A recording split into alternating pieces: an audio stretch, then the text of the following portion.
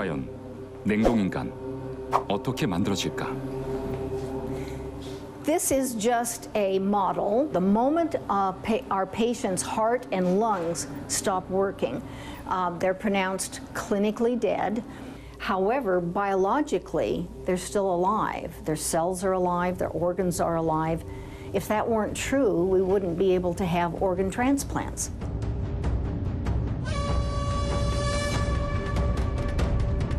사망 선고 직후 얼음 박스에 넣어 냉각시킨 시신이 옮겨지면 본격적인 냉동 과정이 진행된다. 우선 16가지 약물을 주입한다. 이것은 장기 손상을 막기 위한 조치다. 현재 인간의 장기를 냉동했다 완벽하게 해동시킬 과학기술은 개발되지 않았다. 알포에서 진행하는 냉동 처리는 현재 수준에서 이론적으로 가능한 방법들이다. 이 모든 과정은 의사들의 손에 의해 진행된다. 이제 두 번째 단계, 가장 중요한 단계가 남았다. This is the operating room. This is where the surgery is done. If the patient is whole body, a median sternotomy is performed. They open the chest and cannulate the heart so that they can use the vasculature to circulate our various chemicals. 시신의 몸에서 혈액을 빼내는 작업은 완벽해야 한다. 단 한 방울의 혈액도 남겨놓아서는 안 된다. 피가 돌지 않는 인간이 살아있는 인간일까? 알코는 해동 과정에서 수혈을 통해 복구가 가능하다 말한다. 혈액을 빼낸 뒤에는 동결 방지제가 투여된다. With these cryoprotectants in their body, their cells will not crystallize. They will turn into a glass-like state. It's called vitrification. 냉동은 물이 얼음이 되는 과정이다. 그런데 이때 물 분자의 부피가 커지면서 뾰족한 창과 같은 형태로 모양이 바뀐다. 얼음 결정이다. 문제는 이 얼음 결정이 세포에 치명적인 손상을 입힌다는 점이다.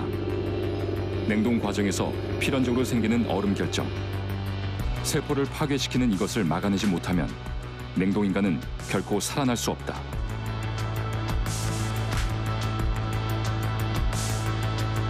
이 얼음 결정 생성을 막아주는 동결 방지제를 사용하는 것이 유리화 과정이다.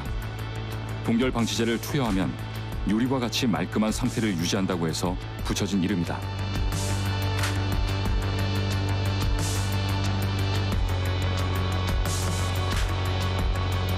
동결 방지제는 세포의 침투에 삼투압 현상을 일으킨다. 즉, 수분을 세포 밖으로 빼내는 역할이다. 말랑말랑한 젤리와 같은 상태로 변한 세포. 뾰족한 얼음 결정은 나타나지 않는다. 냉동인간도 이 방법을 이용하고 있다. Which was not a radical change because we've been getting more and more effective ice prevention anyway, but vitrification essentially meant instead of freezing, the cryoprotectant solution that replaces the blood and other fluids just basically gets thicker and thicker and forms a kind of a resinous glassy block that has no internal structure, no crystal structure, so there's no damage to the cell membranes.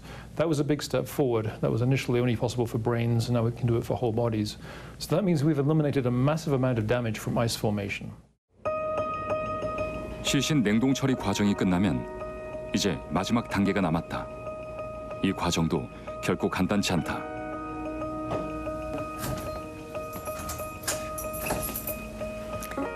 50년, 길게는 100년 동안 냉동인간이 잠들어 있을 곳.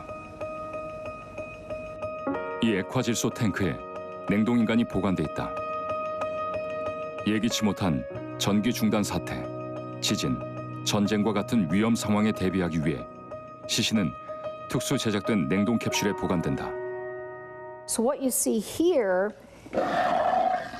is this. It's the protective pod that the patient goes into, and if you can see inside of here, 4 of these pods fit around the outside, and then in the middle we have this little shelf arrangement where we can put 5 or 6 of our neuro patients. and they fit in there, the circle made of the whole body patients.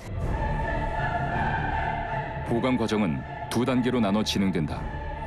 첫 번째 단계는 일주일 동안 서서히 액화질소를 수증기처럼 분사해 얼려나간다.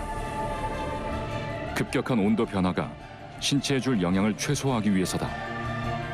완전히 냉각되면 그때 특수 캡슐로 옮겨진다. 그리고 영하 196도의 극저온 상태에서 해동의 그날을 기다리게 된다. 액화질소는 현재 가장 완벽한 냉동법으로 알려져 있다.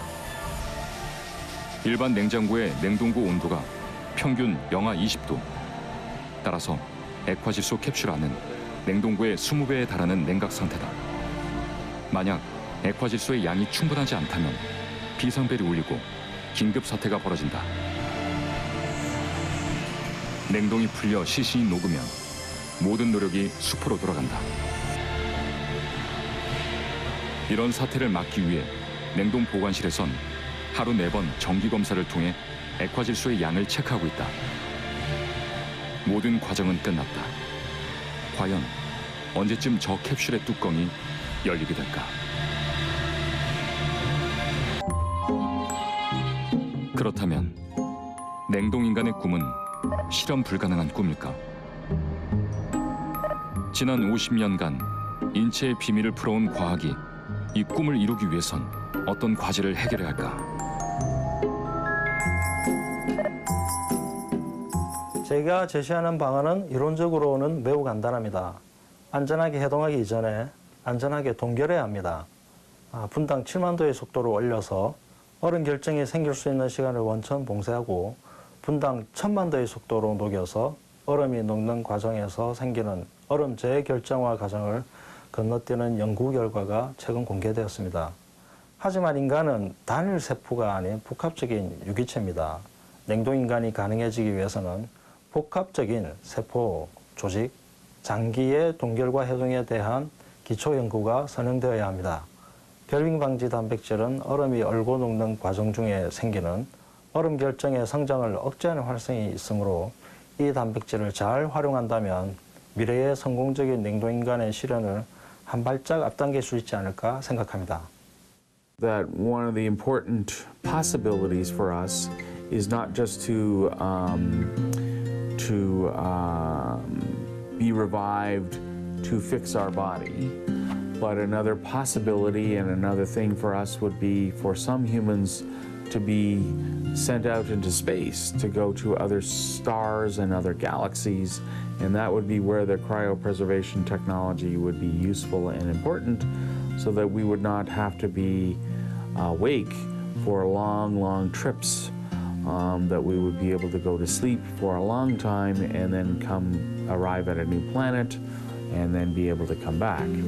So that is an interesting story and an interesting possibility, so that we would have the chance to avoid the loneliness of a very, very long trip. So I think that's an important thing for us to think about as well. Even the healthy people might want to do something like that.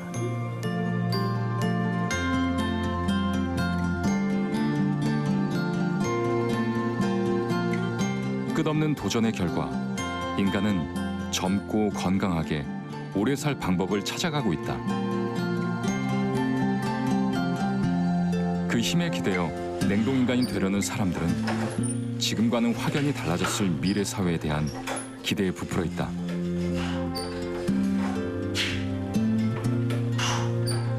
But we're accelerating so much more rapidly now that we may not recognize the world if we came back into it in 50 or 100 years.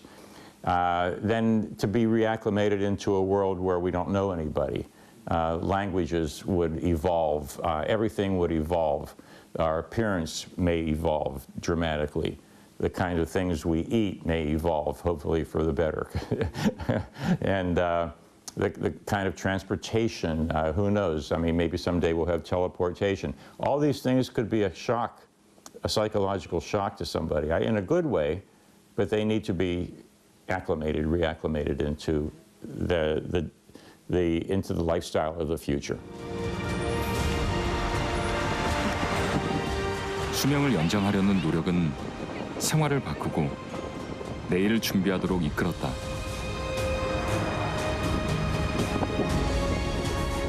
냉동인간의 꿈은 깊숙이 감춰져 있는 생명의 비밀을 풀 열쇠가 되어줄 것이다.